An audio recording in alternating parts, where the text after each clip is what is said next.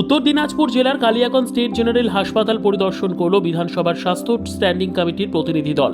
মঙ্গলবার স্ট্যান্ডিং কমিটির chairman doctor নির্মল মাঝির নেতৃত্বে প্রতিনিধি দল কালিয়াগঞ্জ স্টেট জেনারেল হাসপাতাল পরিদর্শন করলেন।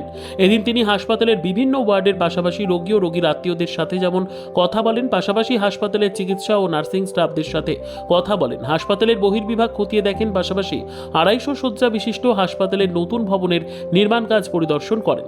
এদিনের পরিদর্শনে উপস্থিত ছিলেন কালিয়াগঞ্জের বিধায়ক সৌমেন রায়, জেলার মুখ্য স্বাস্থ্য আধিকারিক ডাক্তার মুরারি মোহন মণ্ডল, হাসপাতাল সুপার ডাক্তার জয়দেব রায়, পুরসভার পৌরপ্রধান রামনিবাস সাহা, পঞ্চায়েত সমিতির সভাপতি হিরণ্ময় সরকার সহ স্বাস্থ্য দপ্তরের আধিকারিকেরা।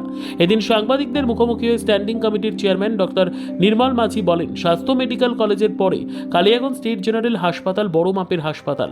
এই হাসপাতাল এখন 60 বেডের হলেও রাজ্য সরকারের উদ্যোগে 250 বেডের হাসপাতালের নির্মাণ কাজ চলছে। এখন বেড সংখ্যা কম থাকায় সমস্যা একটু হচ্ছে। নতুন হাসপাতাল নির্মাণ হয়ে গেলে কোনো সমস্যা হবে না। হাসপাতালে ব্লাড ব্যাংক, ইউএসজি, উন্নত মানের শৌচাগার, বিশুদ্ধ পানীয় জলের পরিষেবা সহ স্বাস্থ্য ব্যবস্থার উন্নয়ন হবে। আর গরিব মানুষদের আর বাইরে কিংবা নার্সিং হোমে ছুটতে হবে না। একবারে প্রত্যন্ত অঞ্চল থেকে, গ্রামীণ এরিয়ার প্রত্যন্ত অঞ্চল থেকে এখানকার Rajbanshi population, schedule caste, schedule tribe, একবারে নিম্ন মধ্যবিত্ত মানুষ যাদের নুন আনতে পান্তা ফুরে ওষুধ কেনার ক্ষমতা থাকে না, দিন আনে দিন খায়, যারা নার্সিং হোমে ঘেরাটোপে পড়তে বাধ্য হয় দালাল চক্রে পড়ে, তাদের কিন্তু আশা ভরসার জায়গাটা এখানে। এবং এখানে কত বেড চলছে? 160টা বেড রয়েছে, কিন্তু এখানে প্রায় ওভার ফ্লাডেড আমরা দেখে এলাম। উপচে পড়ছে ভিড়, একই বেডে 2-3টে পেশেন্ট। এবং এখানকার মানুষের দাবি অনুযায়ী, এবং বিধায়ক তো আসেননি, আমাদের এখানে 250 বেডের এটা উন্নীত হচ্ছে। এবং পরিমার্জন, পরিকাঠামোগত উন্নয়ন যাতে ঠিকভাবে হয় তার জন্য আমরা আমাদের মুখ্যমন্ত্রীর কাছে আমাদের রিপোর্টটা রাখবো।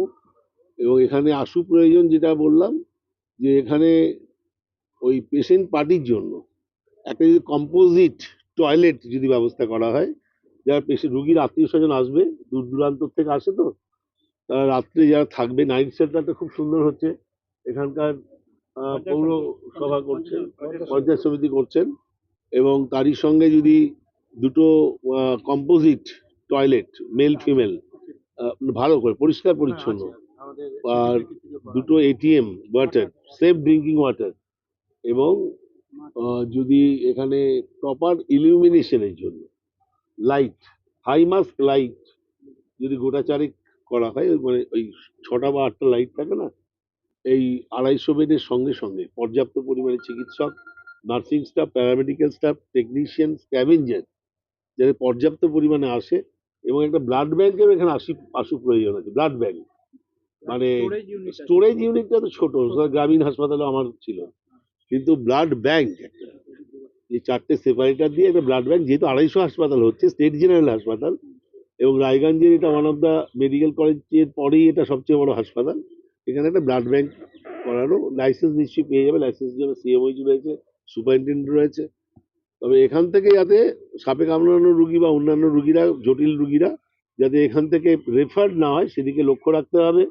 কারণ অ্যাম্বুলেন্সের ড্রাইভাররা অনেক সময় দালালি করে মানে এখানে না এনে নার্সিং হোমের দিকে গাড়িটার গন্তব্যস্থান করে দেয়।